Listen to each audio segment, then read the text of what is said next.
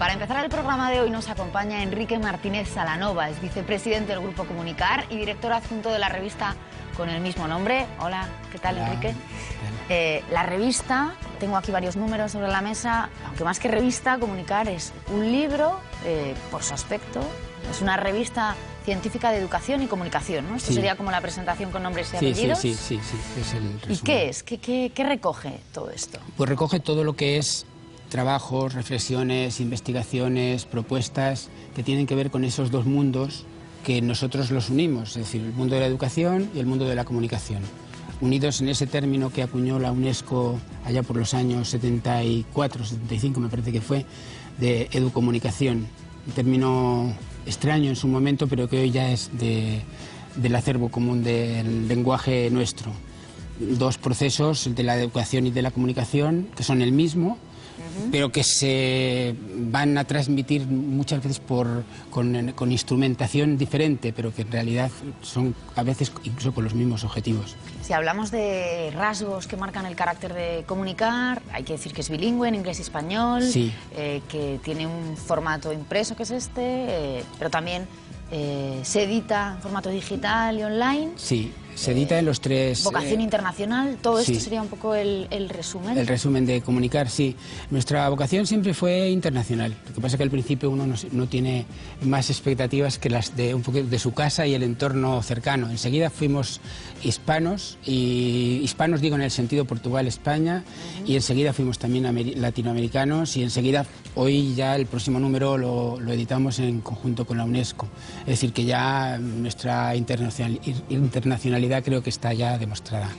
¿Por qué es importante que haya una plataforma, un espacio para poner en común, para discutir, también para progresar de la mano? Pues es importante porque si no, probablemente no se haría nada.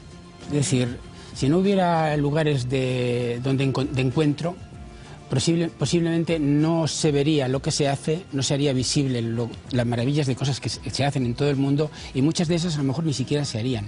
Entonces, claro, nosotros que tenemos la experiencia de haber montado una plataforma hace muchos años, sabemos que en un principio no le veíamos entre nosotros una finalidad extraordinaria, pero no veíamos hacia el exterior una gran dimensión. Hoy se la podemos ver, pero gracias a que ha habido esa plataforma, y no solo la nuestra, sino otras plataformas similares que normalmente estamos en común. Y tanto es con todos así ellos. que ahora mismo los contenidos que tenéis para comunicar dan mucho de sí, y ahora hay otra especie de hermano pequeño, que es anterior, creo que es Aularia, otra revista con cierta vocación más periodística, Sí. pero que completa un poco, ¿no?, este recorrido. Sí, es más, al ser online no tiene la servidumbre que tiene el papel, ni el gasto que tiene el papel, que todo hay que decirlo, que es importantísimo, y al mismo tiempo tiene la gran libertad de una plataforma libre en el sentido de que es muy flexible, muy se puede subir y bajar, quitar, poner, corregir, y además puede Permite entrar vivir más al día, ¿no? más al día, la noticia, la entrevista, el reportaje, es decir, ese tipo de cosas, la experiencia. Pero es estamos anterior, intentando. Aularia nació antes. Aularia nació... sí, nació 3 o 4 años antes que Comunicar. Lo que pasa que éramos los mismos los que estábamos en las dos revistas, y el coste del papel, todo hay que decirlo también, nos obligó a cerrar Aularia y pasamos a Comunicar, y ya desde ese momento, cuando hemos tenido que dar un hermano complementario a Comunicar, hemos pensado en resucitar Aularia.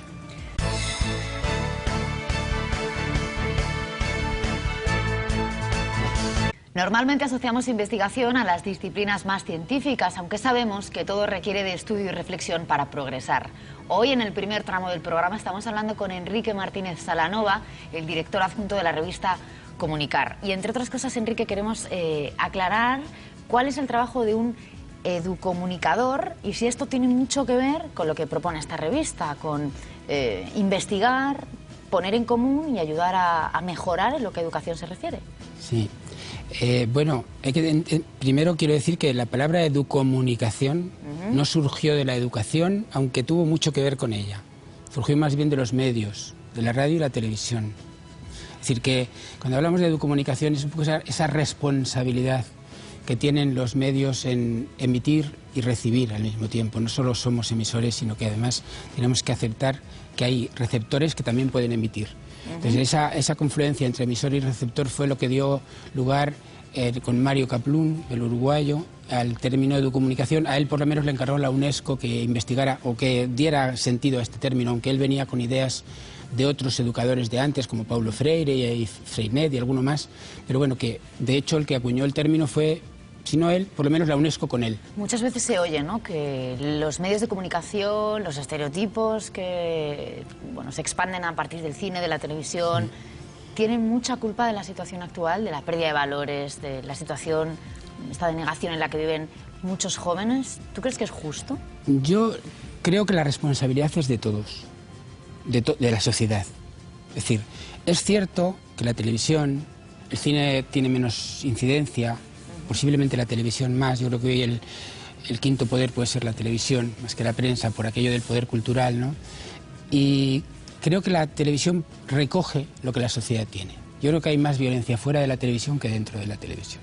Lo que pasa es que, claro, la que vemos o la que podemos grabar y enseñar es la que se da por televisión, la que se da en el cine, ¿no? Pero si reflexionamos sobre cómo son los medios de comunicación, ¿podemos tener una sociedad más sana, más justa? Yo creo que sí, porque vamos a reflexionar sobre nuestra propia sociedad. O sea, si hoy hablamos de televisión basura, es que no hay también una política basura y una comida basura y muchas cosas que son basura, es decir, de usar y tirar, de aquí te pillo, aquí te mato, queremos hacer las cosas rápidas. El zapping, en el fondo, no es más que una especie de símbolo de todo esto. Es decir, creo que si analizamos la televisión, o las imágenes televisivas, o las imágenes cinematográficas, o las imágenes del cómic, o las imágenes de lo que sea, nos da pistas para entender posiblemente lo que es nuestra propia sociedad o cómo nos referenciamos nosotros como receptores con esas imágenes. Por ejemplo, comunicar está muy vinculado a los medios de comunicación y también al cómic, ¿no? O sea, digamos que tiende puentes mucho más allá de los obvios. Sí, bueno, lo que pasa es que medio de comunicación entendemos en un sentido amplio. El medio de comunicación también es la novela, o el libro, o la literatura, o la poesía, la música. Nos podemos expresar comunicativamente de millones de formas. Bueno, pues esas millones de formas, siempre que haya alguien que quiera establecer una relación educativa con ellas, investigar sobre ellas, tiene cabida en nuestro mundo. ¿Cuánto habéis hecho vosotros para que el cómic entre en las aulas, por ejemplo? ¿Mucho? Pues bastante, sí. Bastante, porque entendemos que el cómic es una de las primeras expresiones del ser humano. Tenemos ahí Altamira y otras incluso anteriores. Es decir, es una forma, es la viñeta, el cómic, incluso fuera pintado, dibujado o taladrando piedras, ¿no? Es decir, es una forma de expresión primitiva, y esa ha sido una forma que nos ha llegado hasta el día de hoy, pero es que sigue, continúa. Y nuestros hijos nacen y los primeros dibujos que hacen normalmente son más parecidos al cómic que los que hacen después, cuando ya la escuela les ha diluido la creatividad.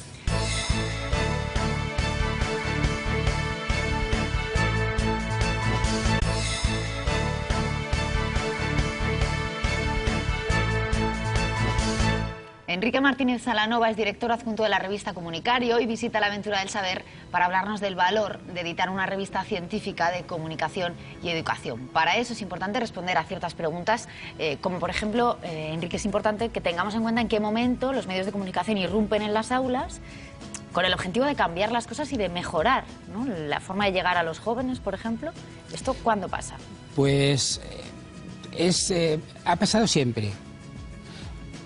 Lo que pasa que así, para decirlo nosotros con exactitud, en España nosotros empezamos a notar hacia el año 80 en adelante. El Grupo Comunicar es del 87, me parece que nos reunimos, exactamente, llevamos 22 o 23 años.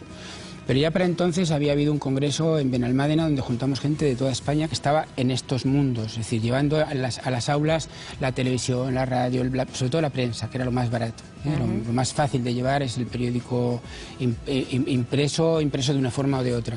Después ya fuimos añadiendo todos los demás medios y de hecho pues pasamos pronto a las nuevas tecnologías. En cuanto empezaron a llegar pudimos acceder a ellas, es decir, que no hemos cerrado a ninguna nueva tecnología, a ninguna tecnología, sea nueva o antigua, a ningún dibujo, ni música, ni ningún tipo de expresión comunicativa. Desde entonces hasta hoy, ¿La cosa no ha hecho más que mejorar? Mejorar, sí, sí. Yo te voy a decir que hace unos años yo era un poco pesimista. No soy nada de pesimista para mí, pero entendía que no sé si estábamos haciendo aquello que habíamos pretendido. Pero claro, hubo el bache ese de lo caro que eran las nuevas tecnologías para adquirirlas. Hoy día cualquiera puede montar una película, puede hacer en su casa un trabajo, es decir, puede enviarlo al otro lado del mundo o colgarlo en la red. Es decir, lo que es esa forma de hacer asequible la tecnología ha hecho que en muchos lugares que nosotros pretendíamos filmar no se podía filmar. Nosotros filmábamos hace muchos años con 16, con el sistema 16 milímetros, después Super 8, después vídeo, que luego se quedó totalmente obsoleto. Hoy día podemos filmar con cámaras móviles que se hacen incluso concursos. Es decir, creo que se puede hacer películas con prácticamente cualquier cosa, y es importante que eso a las aulas llegue. Y vosotros trabajáis en dos vías, ¿no? Por un lado, para toda la gente formada, desarrollada, capaz de progresar muy deprisa, pero también queréis incluir a los que lo tienen un poco más difícil, ¿no? A los que no saben muy bien cómo integrar en las aulas estas herramientas. Claro, la revista Comunicar nació y sigue con la idea de ser ese empujón, esa plataforma, ese ánimo. Es decir, esta es la experiencia, esta es la investigación que se ha hecho sobre esta experiencia, esto es lo que tú podrías hacer.